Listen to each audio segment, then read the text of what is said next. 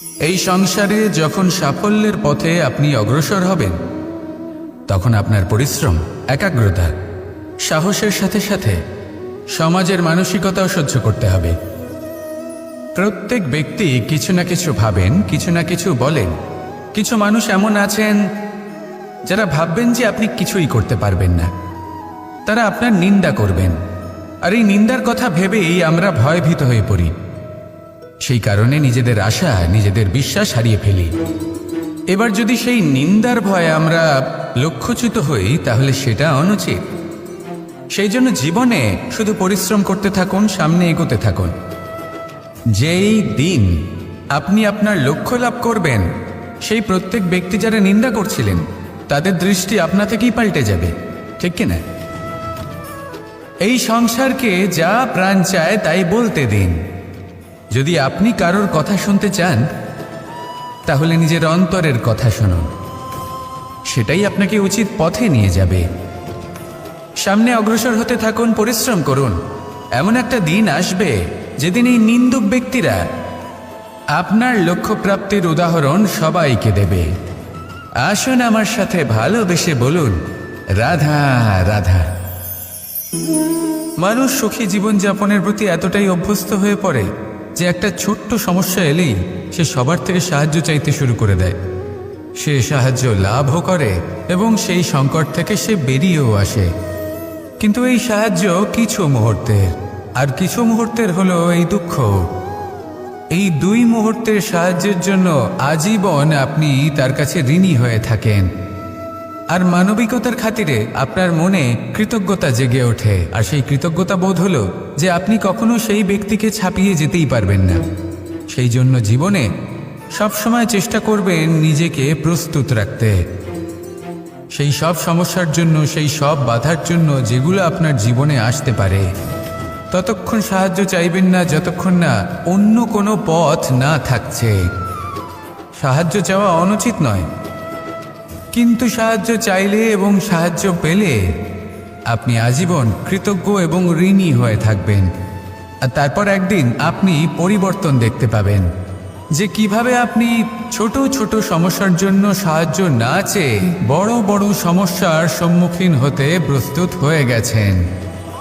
এটাই হলো সংসারের নীতি। এটাই পালন করুন আর আমার সাথে ভালোবেসে বলুন, রাধা রাধা। এমন অনেক মানুষ আছেন যারা আমাকে ভগবানের পরিভাষা জানতে চান, যে ভগবান আসলে কি, তিনি কেমন। এবার দেখুন, ভগবান হোক বা আপনার স্বপ্ন হোক বা আপনার লক্ষ্য হোক না কেন, সেই লক্ষ্য তখনই পূর্ণ হয়, তখনই তাকে লাভ করা সম্ভব যখন আপনার দৃষ্টিভঙ্গি মঙ্গলময় হয়। যখন আপনি নিজে মনে করবেন যে আমি যেটা পেতে চাইছি তা শুভ। উদাহরণস্বরূপ, কোনো পাখিকে দেখুন, সে গাছের ডালে বসে এবং সেখানেই বিশ্রাম করে, কিন্তু পড়ে না। কেন? কারণ ওর বিশ্বাস যে যে শাখার উপরে ও বসে আছে সেটাই হলো ওর বাসস্থান। যদি আপনি বিশ্বাস করেন তাহলে আপনি পাথরের মধ্যেও ভগবান দর্শন করতে পারবেন। আর যদি বিশ্বাস না থাকে, তাহলে যদি ভগবান সামনে দাঁড়িয়েও থাকে তবেও আপনার বিশ্বাস হবে না। তাই বিশ্বাস করতে শিখুন। এই বিশ্বাসের আধারেই আপনি সেই সব কিছু পাবেন যা আপনি পেতে চাইছেন। আসুন আমার সাথে ভালোবেসে বলুন, রাধা রাধা। গুরু, যিনি পথ দেখান, আমাদের জীবনে অত্যন্ত গুরুত্বপূর্ণ, অত্যন্ত আবশ্যক। কিন্তু কিছু মানুষ মনে করেন যে গুরুর কোনো প্রয়োজন নেই, কারণ এই সমগ্র জ্ঞান মানুষের অন্তরেই নিহিত রয়েছে। এবার প্রশ্ন এটাই, যদি সমস্ত জ্ঞান মানুষের অন্তরে নিহিত থাকে তাহলে গুরুর কি প্রয়োজন? আর যারা আজ পর্যন্ত গুরুকে মেনে এসেছেন তারা কি অনুচিত করেছেন? এর উত্তর আমি আপনাকে দেব একটা উদাহরণ দ্বারা।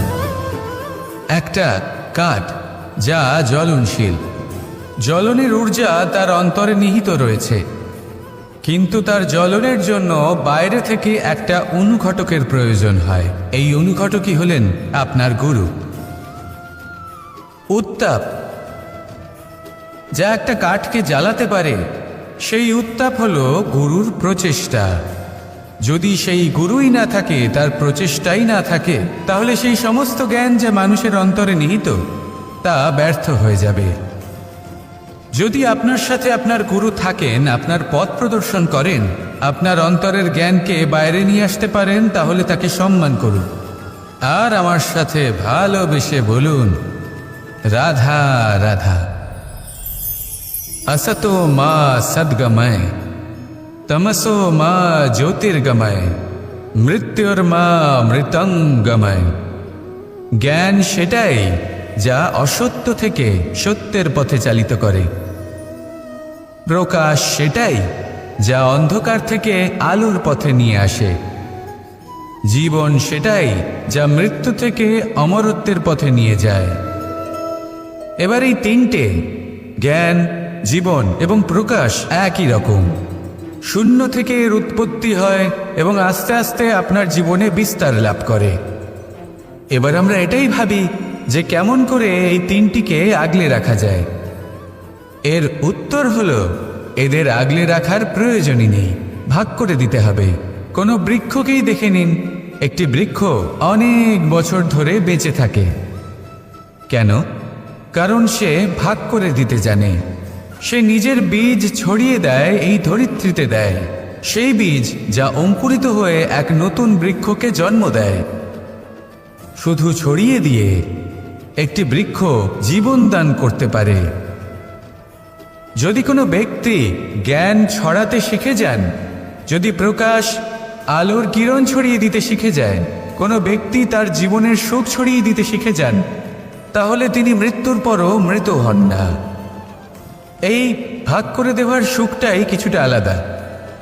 এই সুখ অনুভব করুন আর আমার সাথে ভালোবেসে বলুন, রাধা রাধা। আপনি কখনো কোনো সরোবরের দিকে তাকান, যার জল হলো শান্ত, স্থির।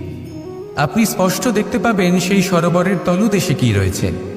তাতে সাঁতরে বেড়াচ্ছে সুন্দর মাছ, চকচকে কিছু পাথর, স্বর্ণরূপী বালি, সবই আপনি দেখতে পাবেন। কিন্তু যখনই আপনি একটা ছোট্ট পাথর তুলে সেই জলে ছুঁড়ে ফেলবেন, তখন সেই জল বিচলিত হবে আর সেই স্পষ্টতা ন্যূনতম হয়ে যাবে। তারপর কিছুই স্পষ্টভাবে দেখা যাবে না। এই ঘটনা মানুষের সাথেও ঘটে। মানুষ যদি বিচলিত হয়ে পড়ে, তখন সে বুঝতে পারে না যে বর্তমানে কি হয়ে চলেছে আর ভবিষ্যতে কি করা উচিত। কিন্তু সেই মানুষ যদি শান্ত থাকেন, স্থির থাকেন, ধন্যাত্মক থাকেন, তাহলে নিশ্চিত রূপেই বুঝতে পারবেন যে বর্তমানে কি করতে হবে আর ভবিষ্যতে কি করতে হবে। তাই নিজের মধ্যে সেই স্থিরতা আনুন, সেই ধৈর্য ধরুন, নিজেকে শান্ত রাখুন আর সবার মধ্যে ভালোবাসা ছড়িয়ে দিন। এই মন প্রসন্ন হয়ে বলবে, রাধা রাধা। সম্পর্ক এ হলো এক বন্ধন যা আমাদের এক সূত্রে বেঁধে রাখে। কিন্তু এমন কিছু ব্যক্তি থাকেন যারা এই সম্পর্কের বিষয়ে নিজস্ব একটা ধারণা করে ফেলেন যে সম্পর্ক এরকম হওয়া উচিত, সম্পর্ক সেরকম হওয়া উচিত। আমি এই সম্পর্কের জন্য কত কিছু করেছি এই ব্যাখ্যা করতে থাকেন আর তার বদলে অনেক কিছু প্রত্যাশাও করেন।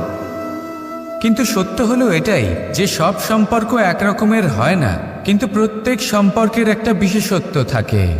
যেমন চোখ আর নাকের এই সম্পর্ককেই দেখুন। চোখের সব থেকে কাছে কে আছে? নাক আছে। কিন্তু এই চোখ দিয়ে এই নাককে আমরা দেখতেই পাই না। তবে কি ধরে নেব এই সম্পর্কের কোনো মূল্য নেই? এমনও নয়। ঠিক এইভাবেই যদি কোনো ব্যক্তি তার আবেগ আপনার কাছে ব্যক্ত করতে না পারে বা প্রকট করতে না পারেন বা আপনাকে বোঝাতে না পারে, তাহলে তার মানে এটা নয় যে তার সাথে আপনার সম্পর্কের তিক্ততা রয়েছে। এমনটা কখনোই নয়। শুধু চোখ আর নাকের এই সম্পর্কের মতোই হলো আমাদের জীবনে আমাদের আপনজনের সাথে সম্পর্ক। যদি কারোর ব্যবহার আপনার প্রতি অনুচিত হয় বা যদি কেউ অনুপস্থিত থেকে থাকে বা কেউ যদি আপনাকে বুঝতে না পারেন, তাহলে তার অর্থ এটা নয় যে আপনি সেই সম্পর্ক ভেঙে ফেলবেন। বুঝুন, আপনার জীবনে তার গুরুত্ব কোথায় আর তার জীবনে আপনার। সম্পর্ক গড়ে তুলুন, তাকে পালন করতে শিখুন, একসাথে মিলে চলুন। এই মন সুপ্রসন্ন হয়ে বলবে, রাধা রাধা। এই সমগ্র সংসারের সবথেকে গুরুত্বপূর্ণ ব্যক্তি কে? স্বয়ং আপনি। নিজের জন্য তো বটেই, তাই না? কারণ যখন আপনি জন্মগ্রহণ করেন, নিজের চোখ খোলেন, এই সংসারে আসেন, তখনই তো এই সংসারকে আপনি দেখতে পান, অনুভব করতে পারেন। এখানকার আবেগ, এখানকার মানুষজন তখন থেকেই অনুভব করেন। যদি আপনি না থাকেন তাহলে এই সংসারের অস্তিত্ব আপনার কাছে শূন্যের সমান, তাই না? আপনি না থাকলে এই সংসারও আপনার কাছে নেই। এবার সবাই বলবেন যে এ তো সত্যি কথা, সেই অনুযায়ী তো আমার স্বার্থপর হওয়া উচিত, অহংকারী হওয়া উচিত, কারণ আমার কাছে আমিই তো সব কিছু। দৃষ্টিভঙ্গি পাল্টে দেখুন। আপনার কাছে সবথেকে বেশি গুরুত্বপূর্ণ ব্যক্তি কে? আপনি নিজেই। সেই মানুষটি কেমন হওয়া উচিত একটু ভেবে দেখুন। সবসময় সকলকে সাহায্য করুন, একসাথে মিলে পরিশ্রম করুন, সাহায্য করুন অন্যদেরকে। এটা অতি আবশ্যক। এবং তার থেকেও বেশি গুরুত্বপূর্ণ হলো এটাই যে আপনার মনে যেন কখনো এই বিষয়ে ভয় না থাকে যে আমি আমার প্রিয়জনদের, আমার কাছের মানুষগুলিকে হারিয়ে ফেলব। এই ভয় কখনোই মনের মধ্যে থাকা উচিত নয়। যদি ভয় থাকে তাহলে থাকুক এই বিষয়ে যে সকল মানুষ আমার জীবন থেকে, আমার থেকে দূরে চলে যাচ্ছেন, তাদের বাধা দিতে দিতে আমি যেন নিজেকেই না হারিয়ে ফেলি, নিজের অস্তিত্বকেই না হারিয়ে ফেলি, নিজের ব্যক্তিত্বকে, নিজের বিচারধারাকে, নিজের করুণার শক্তি না হারাই। তাহলে এই ভয় ত্যাগ করুন আর আমার সাথে ভালোবেসে বলুন রাধা রাধা। এই ফল কি তা বলার কোনো প্রয়োজন নেই। এই ফল কতটা সুস্বাদু সেটাও বলার কোনো প্রয়োজন নেই। ধরুন এমন কোনো মানুষ আসলেন যিনি জানেন না এটা কোন ফল। তিনি এটা দেখে ভাববেন এ তো কাঁটার একটা গুচ্ছ মনে হচ্ছে, নিয়ে ফেলে দেবেন। সেখানে দ্বিতীয় কোনো ব্যক্তি যিনি বুঝদার, তিনি দেখবেন, ভাববেন যে প্রকৃতি এর গায়ে এত কাঁটা কেন দিয়েছে? অবশ্যই সুরক্ষার জন্য দিয়েছে, অর্থাৎ ভিতরে অবশ্যই অমূল্য কিছু রয়েছে। সেই ধরনের ব্যক্তি এই ফলের অন্তরে প্রবেশ করেন এবং এই ফলের আনন্দ উপভোগ করেন। এরকমই কিছুটা আমাদের সংসারেও আমরা দেখতে পাই। প্রত্যেক দিন আমরা নতুন নতুন মানুষের সাথে পরিচিত হই। এমন কিছু ব্যক্তি থাকেন যাদের সাথে প্রথম আলাপের পর আমাদের এটা মনে হয় যে এই ব্যক্তিকে দেখে একটু রাগী ব্যক্তি মনে হচ্ছে, বড়ই অহংকারী বোধ হচ্ছে, উদ্ধত মনে হচ্ছে। বেশিরভাগ মানুষ প্রথম আলাপের পরে তাদের সাথে দূরত্ব বজায় রাখবেন। কিন্তু যিনি বুঝদার ব্যক্তি, তিনি ভাববেন যে এই ব্যক্তি এমন কেন করছেন। হয়তো সুরক্ষার খাতিরে এই ব্যক্তি নিজেকে এরকম করে তুলেছেন যাতে অন্য কোনো ব্যক্তি এসে ওনার সময় নষ্ট না করেন, ওনার আবেগের সাথে ছলনা না করেন, খেলা না করেন। হয়তো অতীতে এমন কোনো ঘটনা ঘটেছে যার জন্য এই ব্যক্তি কিছুটা এরকম হয়ে গেছেন। এমনই একজন ব্যক্তি সেই ব্যক্তির মনের গভীর পর্যন্ত পৌঁছতে পারেন আর সেখান থেকে শুভ গুণগুলিকে বাইরে বের করে আনতে পারেন। এরকমই ব্যক্তি হয়ে উঠুন, এমন বুঝদার ব্যক্তি হয়ে উঠুন যিনি সামনের ব্যক্তির খারাপ গুণগুলিকে অবহেলা করে হৃদয়ের অন্তঃস্থল থেকে শুভ গুণগুলিকে প্রকাশিত করে এবং সেই ব্যক্তিকে দেখাতে পারে। এমন ব্যক্তি হয়ে উঠুন যিনি নিজের জীবনকেও সফল করে তোলেন এবং অন্যের জীবনকেও। আসুন আমার সাথে ভালোবেসে বলুন রাধা রাধা। আমি জীবনে অনেক ভালো মানুষের সংস্পর্শে এসেছি। এমন ব্যক্তি যিনি আজীবন জ্ঞান লাভ করে থাকেন, পড়তেই থাকেন, পড়তেই থাকেন, জ্ঞান অর্জন করতেই থাকেন, অত্যাধিক জ্ঞান অর্জন করতে থাকেন। কিন্তু এইটুকুই কি যথেষ্ট? ধরে নিন কোনো ব্যক্তি শিল্পকলার বিষয়ে অনেক বই পড়ে ফেলেছেন, কিন্তু কখনো শিল্পকর্মই করেননি। তাহলে সেই জ্ঞানের কি লাভ? কোনো লাভ নেই। এবার এটাই আমাদের জীবনে শেখা প্রয়োজন। আমরা জ্ঞান অর্জন করি কিন্তু তা যাপন করি না, তা কর্মজীবনে প্রয়োগ করি না। তাহলে এতে কি লাভ হবে? জ্ঞান আছেই সেই জন্য যাতে আমরা জীবনকে আরও শ্রেষ্ঠ করে তোলার জন্য তাকে প্রয়োগ করি। এই জ্ঞান এবং কর্মের একসাথে পথ চলাটাই আবশ্যক। তবেই এই জ্ঞান অভিজ্ঞতায় পরিণত হবে। আর অভিজ্ঞতা দ্বারা যে জ্ঞান লাভ হয় সেটাই সবথেকে বেশি গুরুত্বপূর্ণ, সেটাই হলো সবথেকে বেশি লাভদায়ক।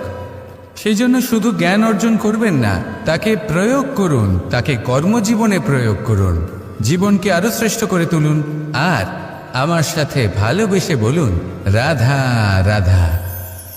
এটা হলো একটা সাদা পাতা। এবার এতে আমি যাই লিখব সেটাই এর অস্তিত্ব হবে। এতে আমি প্রেমের কিছু কথা লিখে একে প্রেমপত্র বানিয়ে তুলতে পারি। মাতা পিতার জন্য একটা শুভ সংবাদ লিখতে পারি। শত্রুর বিষয়ে সতর্ক করব বলে সেনাকে একটা সংবাদ লিখতে পারি। দ্বারকাবাসীর জন্য কোনো সংবাদ পাঠাতে পারি। যাই লিখব এই পত্র সেটাই হয়ে উঠবে। সেই রকমই হলো আমাদের জীবন। আমরা যেমন কর্ম আমরা করব, আমাদের অস্তিত্ব এবং ব্যক্তিত্ব ঠিক তেমনই হয়ে উঠবে। যদি আপনি একটা অসাধারণ, উজ্জ্বল এবং সম্মানজনক জীবনযাপন করতে চান, তাহলে তার একটা রহস্য আপনাকে বলি। যেমন কথন হবে, কর্ম তেমন হবে। অর্থাৎ যতটুকু বলেছেন ততটুকুই করুন, আর যতটুকু করেছেন ততটুকুই বলুন। এই একটা নিয়ম যদি আপনারা পালন করেন, তাহলে এই সংসারের সমস্ত পণ্ডিত আপনাকে অবশ্যই সম্মান করবেন। তাহলে এটাই করুন আর আমার সাথে ভালোবেসে বলুন, রাধা রাধা। বিন্দু বিন্দু জলেই সাগর নির্মাণ হয়। এবার এই কথা আমরা সকলে জানি। আপনি কি এই কথাটা জানেন যে ছোট ছোট সুখের দ্বারাই বড় সুখ লাভ করা যায়?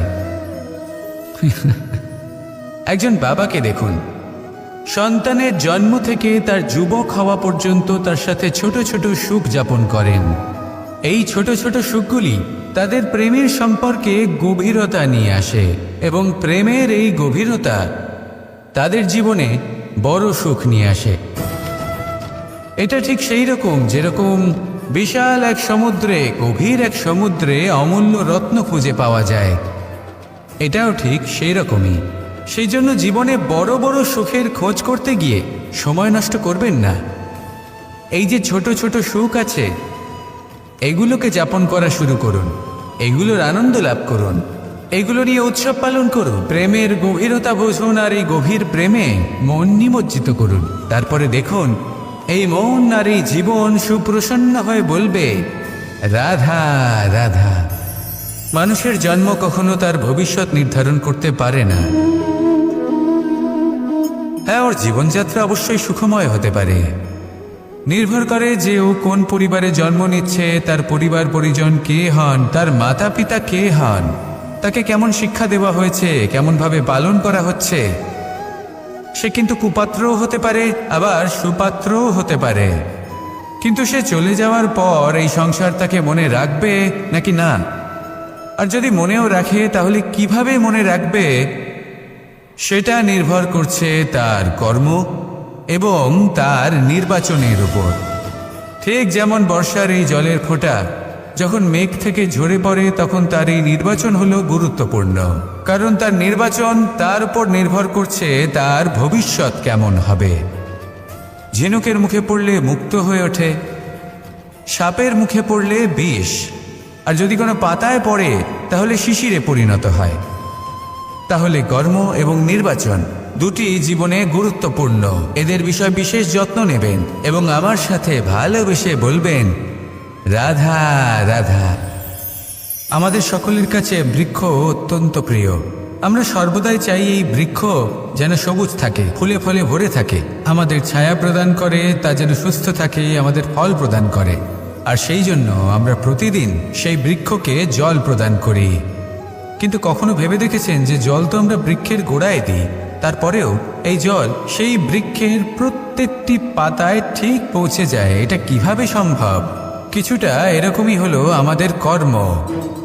যদি এই পৃথিবীতে থেকে শুদ্ধ মনে সৎকর্ম করেন, এই কর্ম সোজা ঈশ্বরের কাছে গিয়ে পৌঁছয়। যদি শ্রদ্ধাভাব নিয়ে সমর্পিত হয়ে শুদ্ধ চিত্তে আপনি কাউকে সেবা করেন, তা সে মাতা পিতাই হোক, পরিবার হোক, গুরু হোক, পশুপক্ষী হোক বা সমাজ হোক, তাহলে সেটা সোজা ঈশ্বরের চরণে সমর্পিত হয়। সব সময় সবসময় শুদ্ধ চিত্তে সমর্পিত হয়ে এবং মনে শ্রদ্ধা ভাব নিয়ে কর্ম করুন। ঈশ্বর নিজে থেকেই এর ফল আপনাকে প্রদান করবেন। আসুন আমার সাথে ভালোবেসে বলুন, রাধা রাধা। ইচ্ছে এবং চেষ্টা এই দুই মানুষের মধ্যে আছে, কিন্তু এই দুইয়ের মধ্যে সামঞ্জস্য থাকা খুব প্রয়োজন। আপনার যা ইচ্ছে সেটা পূর্ণ করার জন্য চেষ্টার প্রয়োজন তো অবশ্যই। আপনি যে স্বপ্ন দেখেন সেটা পূর্ণ করার জন্য নিদ্রা ত্যাগ করে চেষ্টা করা অত্যন্ত প্রয়োজনীয়, নয়তো এই স্বপ্ন কখনোই পূর্ণ হবে না। যদি আপনি কোনো প্রশ্নের উত্তর চান তাহলেও আপনাকে চেষ্টা করতেই হবে। জীবনে যদি সামনে এগোতে হয় তাহলে পাকে কষ্ট দিয়ে সামনে এগোতে হবে, চেষ্টা অবশ্যই করতে হবে। যদি আপনি চেষ্টা না করেন, পরিশ্রম না করেন, তাহলে এই সংসার আপনাকে পেছনে ফেলে সামনে এগিয়ে যাবে। নিজের ইচ্ছেগুলিকে মন থেকে বাস্তবে আনুন আর চেষ্টার দ্বারা তাকে সার্থক করুন। এই মন প্রসন্ন হয়ে বলবে, রাধা রাধা। এই সংসারের অন্তের এর বিনাশের প্রারম্ভ কিভাবে হয়? কোনো যোগের মাধ্যমে, কোনো ভয়ানক অসুরের আগমনে, নাকি প্রকৃতির রাগের কারণে? না, এই সংসারের বিনাশের প্রারম্ভ হয় আমি থেকে। এই আমি, এই তুমি, এটা আমি করেছি, ওটা তুমি করেছো, এটা আমার, ওটা তোমার, আদি ইত্যাদি। এই ভাব যখন মনে বাসা বেঁধে নেয়, সর্বপ্রথম ঘর ভাগ হয়, তারপর বসতি, তারপর প্রাণ, আর তারপর দেশ, আর সবার শেষে সমস্ত সংসার ভাগ হয়ে যায়। আর এই ভাগ হয়ে যাওয়া শেষে মনোমালিন্যে পরিণত হয়। এখন এমত অবস্থায় কি করা যেতে পারে? কিভাবে বাঁচা যায় এই পরিস্থিতির থেকে? কিভাবে দূরে থাকা যায় এই বিনাশের থেকে? উত্তর সেই একটাই, করুণা। একে অপরের দরকারগুলি বুঝুন, একে অপরের সমস্যাগুলি বুঝুন, একে অপরের দুঃখের সাথী হয়ে দাঁড়ান, একে অপরের সুখের ভাগীদার হন। আর শেষে যখন এই আমি আমরাতে পরিণত হবে, তখন এই বিনাশ নিজে থেকেই দূরে চলে যাবে। তাহলে আমরাতে বিশ্বাস করতে শিখুন আর আমার সাথে ভালোবেসে বলুন, রাধা রাধা। এই মুদ্রা, এবারে ভাবুন এটাই আমাদের জীবন, জীবনের সুখ আর দুঃখ। এই মুদ্রার, এই জীবনের দুটি দিক। কিন্তু যখনই আমরা ঈশ্বরের কাছে প্রার্থনা করি তখনই আমরা সুখ চাই, আর সেই সুখ আসেও। আর যখনই সেই সুখ আসে তখন ব্যক্তি সর্বপ্রথম তাকে ভুলে যায় যে দুঃখের সময় ওনার সাথে ছিলেন।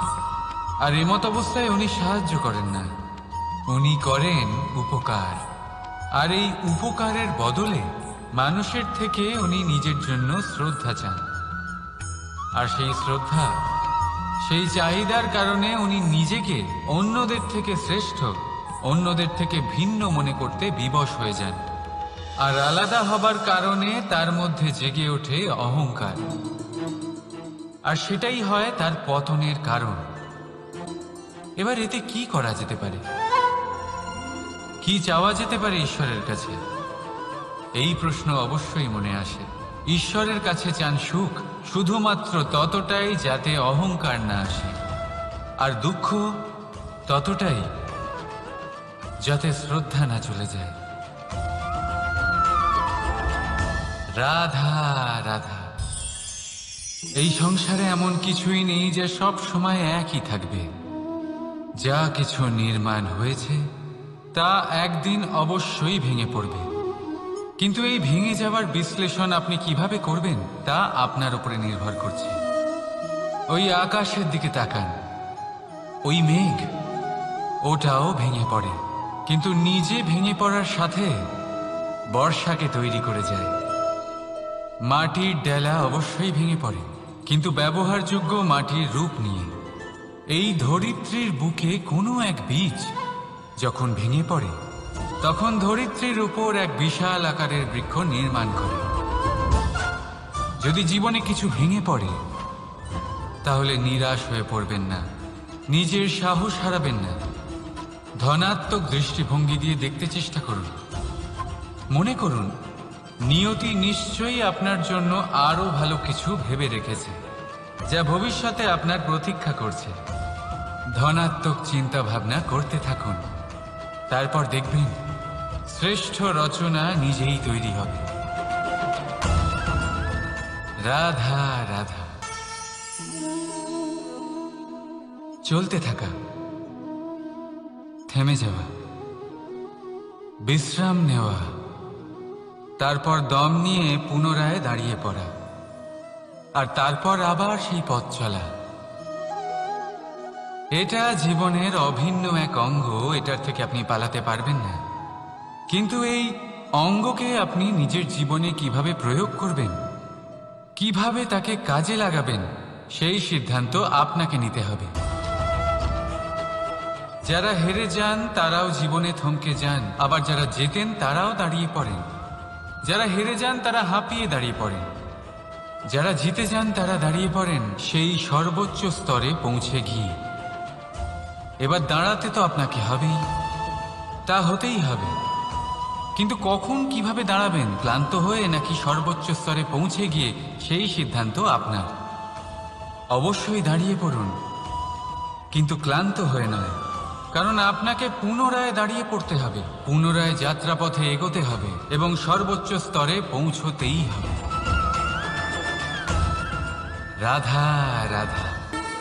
স্বপ্ন, আমরা জীবনে স্বপ্ন দেখতে থাকি, সেটা পূরণ করার পূর্ণ প্রয়াস করে থাকি। কিন্তু এই স্বপ্ন পূরণ না হওয়ার পরিস্থিতিতে আমরা ভেঙে পড়ি, ছিন্ন বিচ্ছিন্ন হই। আর তারপরেই বোঝা আমরা আগামী প্রজন্মের ওপর রীতিমতো চাপিয়ে দিই। আমরা এটাই মনে করি যে আমরা যেটা হতে পারিনি সেটা আমাদের সন্তান অবশ্যই হবে। আমরা যা কখনো পাইনি আমাদের সন্তান অবশ্যই তা পাবে। এটা যে অনুচিত সেটা আমরা ভাবি না, কিন্তু এটা ভুল। আর এই ভুল আমরা সকলেই করে থাকি। সন্তান প্রকৃতি আর পরমাত্মার আশীর্বাদ। ওদের ভেতরে তাদের নিজের একটা অস্তিত্ব লুকিয়ে থাকে, সেটা মন দিয়ে দেখুন তো। আপনি শুধু ওই সন্তানকে জন্ম দিয়েছেন, কিন্তু ওর জীবন আপনার নয়। তাই নিজের সন্তানের সাথে থাকুন, সময় কাটান, ওদেরকে ভালোবাসুন, সবসময় প্রেরণা দিন। কিন্তু প্রেরণা দিন ওর নিজের অস্তিত্বকে বাড়ানোর জন্য, ওর নিজের স্বপ্ন পূরণ করার জন্য, আপনার স্বপ্ন পূরণ করার জন্য নয়। ওদের অস্তিত্বকে পূর্ণাঙ্গে বৃদ্ধি পেতে দিন। রাধা রাধা। এই পুকুর দেখছেন আপনি? পুকুরের জল কখনো প্রবাহিত হয় না, একই স্থানে জমে থাকে, আর সেই কারণে কিছুদিন পর ময়লা হতে শুরু করে। কিন্তু তাও আমরা একে ত্যাগ করি না, আমরা তবুও একে পুজো করি। শুধুমাত্র এই কারণে নয় যে অতীতে সে আমাদের তৃষ্ণা মিটিয়েছে, কিন্তু এই কারণেও যে যদিও বা সে ভবিষ্যতে আমাদের তৃষ্ণা না মেটায়, কিন্তু প্রয়োজন হলে আগুন অবশ্যই নেভাতে পারে। ঠিক সেই রকমই হয় আমাদের সম্পর্ক, সম্পর্ক যা আমরা বহু বছর পরিশ্রম করে তৈরি করি, যে দরকার পড়লে আমাদের সহায়ক হয় কোনো না কোনোভাবে। সেই জন্য সম্মান করতে শিখুন এই সম্পর্কগুলিকে, শিখুন এই সম্পর্কগুলিকে অটুট রাখতে। কথায় কথায় এই সম্পর্কগুলিকে ভেঙে দিতে শিখবেন না। রাধা রাধা।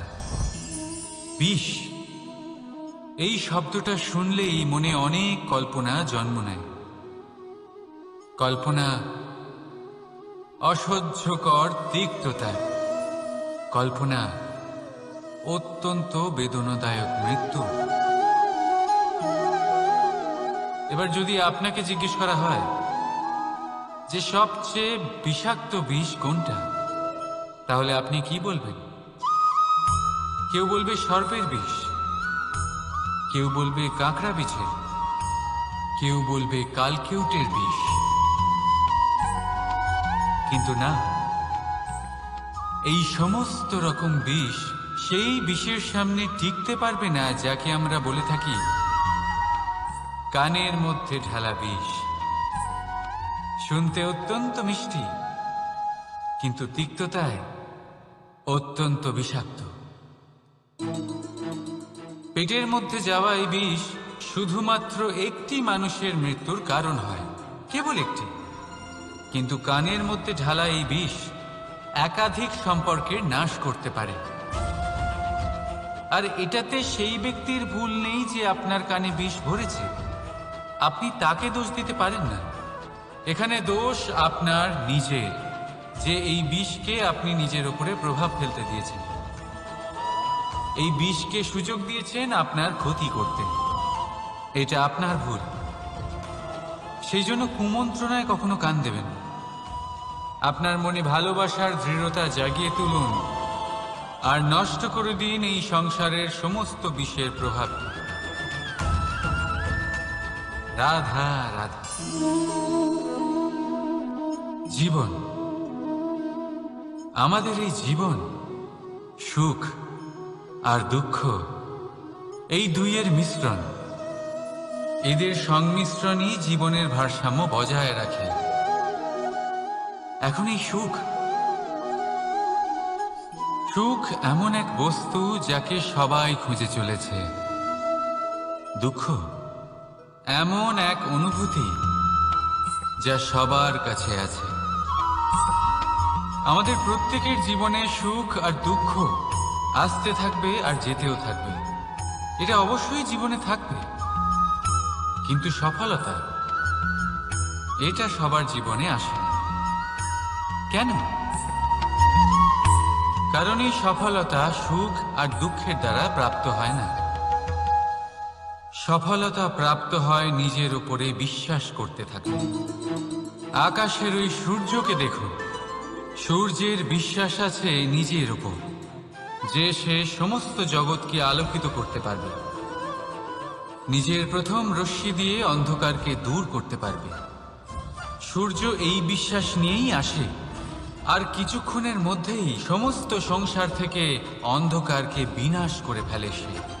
তাহলে মনে রাখবেন, এই সুখের আভাস, এই দুঃখের অনুভূতি আসতেও থাকবে আর যেতেও থাকবে। শুধু নিজের উপরে বিশ্বাস রাখুন, তারপর দেখবেন এই সফলতা আপনার দাস হয়ে থাকবে।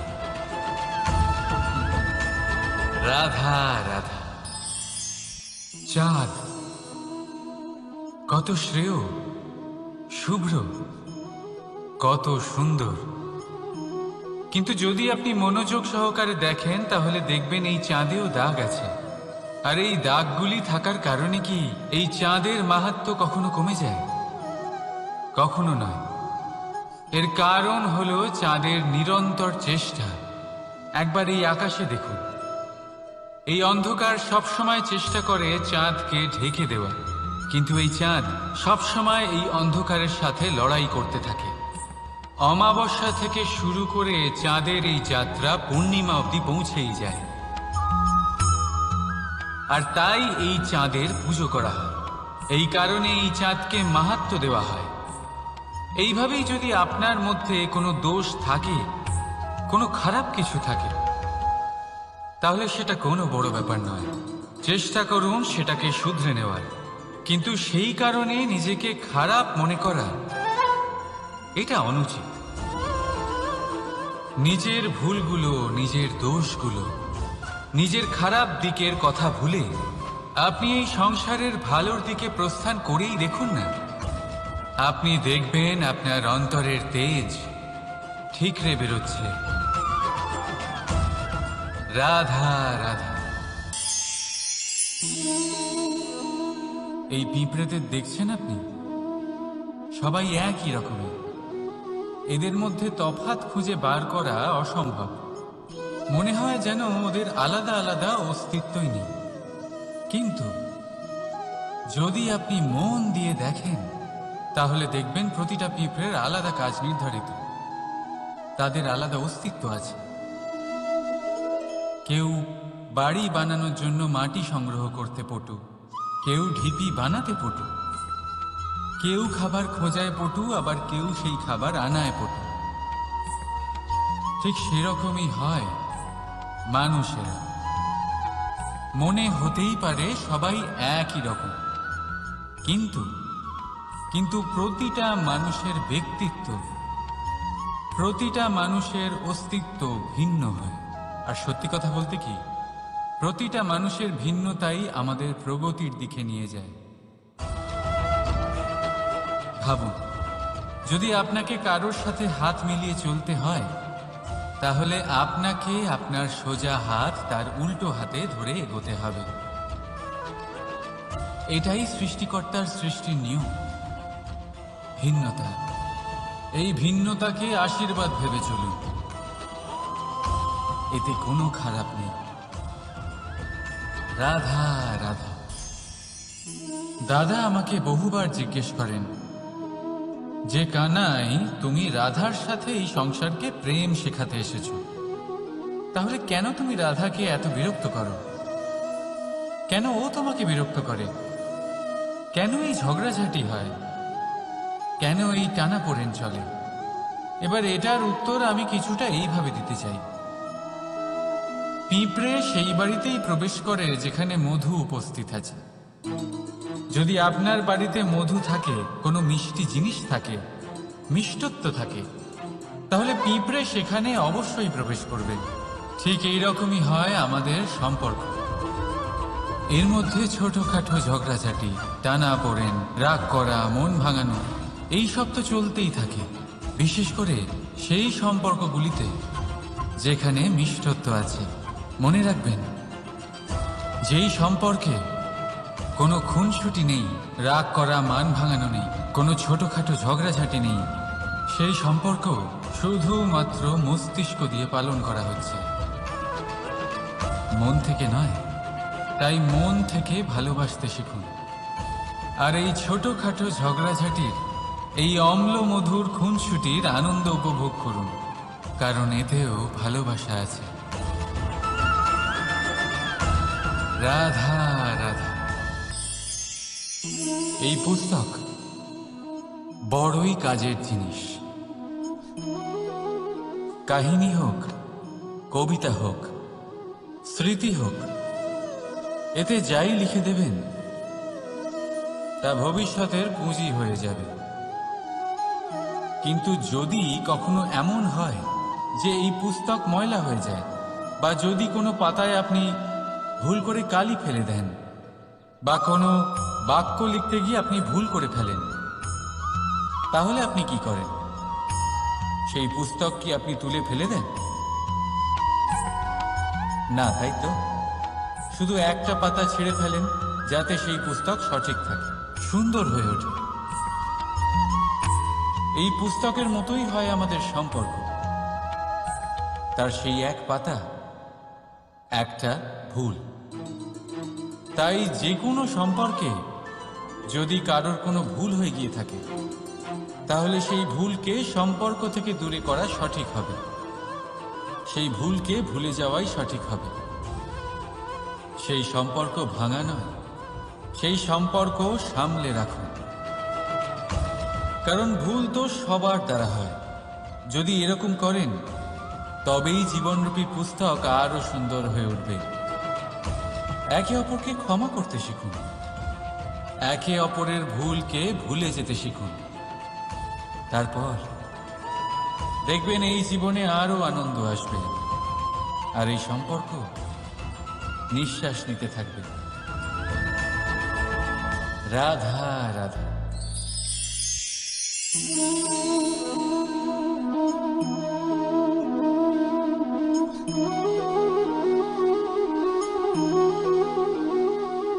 আমার এই ছায়া দেখতে পাচ্ছেন আপনি?